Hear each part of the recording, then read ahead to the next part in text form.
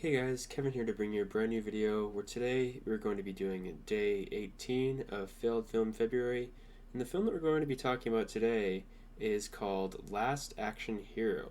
Now, I actually had a really good time with this movie. This might actually be my favorite movie of this series so far. I think it is.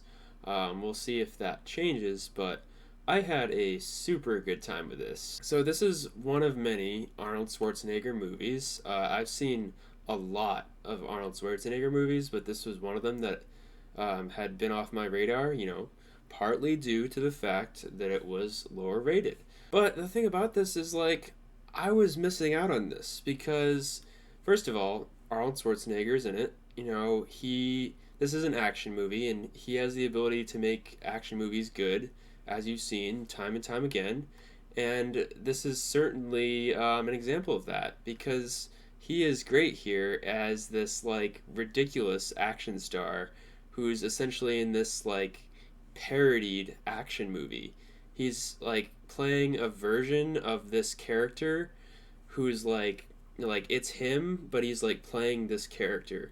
And with that you get this movie within a movie character who's ridiculous and has all these one-liners, and the movie's unrealistic, and yeah, it's just it's intended to be absurd and not make sense and be cliche and convenient and all that, because it's essentially it's making fun of the action genre.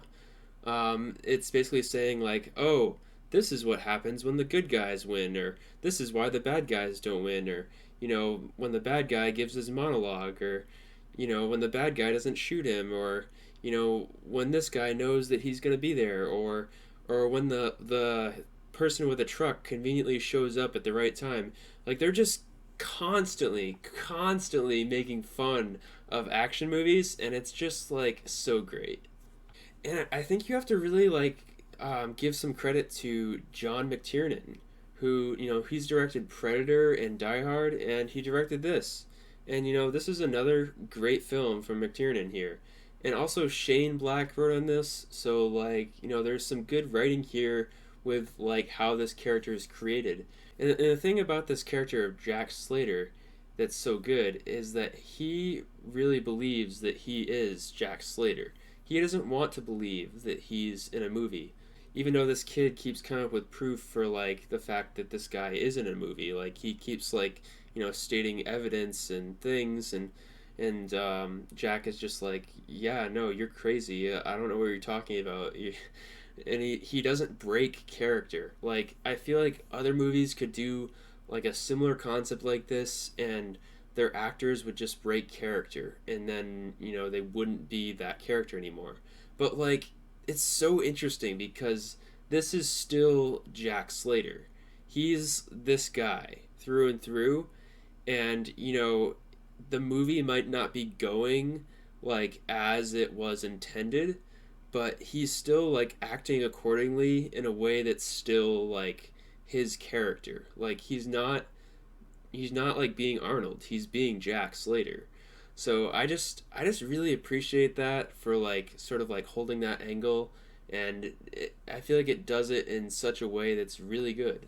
But yeah, this film is just an absolute blast. It's actually just really fun, and as long as you don't try to take it serious as oh, is this really trying to be an action movie, like a high quality action movie? No, it's trying to be this parody thing, which it's just both funny and enjoyable, and I just appreciate it for what it brought here. One of my favorite parts is actually when they're in a video store, and this kid Danny is trying to show Arnold that hey, you're in a movie, and he points to this poster of Terminator 2 Judgment Day, and instead of him in it, it's Sylvester Stallone. So he can't prove that he's in any of these movies because his actor doesn't exist in that movie, because yeah, it's just really funny that the film takes these extra steps to tell you what's going on. And also I have to say, this is a kind of a tribute to just movie fans. Like, if you like movies, like, there's something here that's being told about, like, how we appreciate movies, like, why we see them so much, like, what we love about them, like, how we'll, like, obsess over characters and get, like, attached. And just, like, everything about it is, like, it's just kind of like paying homage to, like, film fans in general. And there's even, like, film references in general that aren't necessarily like action films. Like, there's a reference to Ingmar Bergman's The Seventh Seal in this, where this character named Death shows up. I haven't seen the movie Seventh Seal, but I just find that, like, really funny how it's like they get this, like, high class piece of cinema here, in like an action movie like this.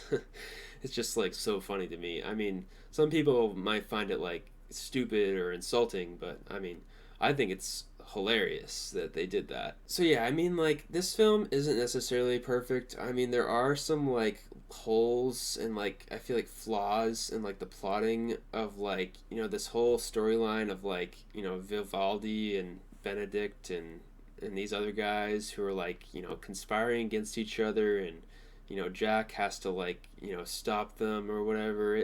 It's a little bit convoluted at times, I'll admit, but it's still enjoyable. And I mean, to be fair, like, a lot of it does work, but there is a little bit of, like, a suspension of disbelief needed here, just because of just specifically this whole, like, magic ticket thing, where, like, this ticket has, like, these properties that allow someone to, like, go inside a movie. It's just like, okay, I mean, that's kind of, like, ridiculous, but sure, I guess we'll go with that.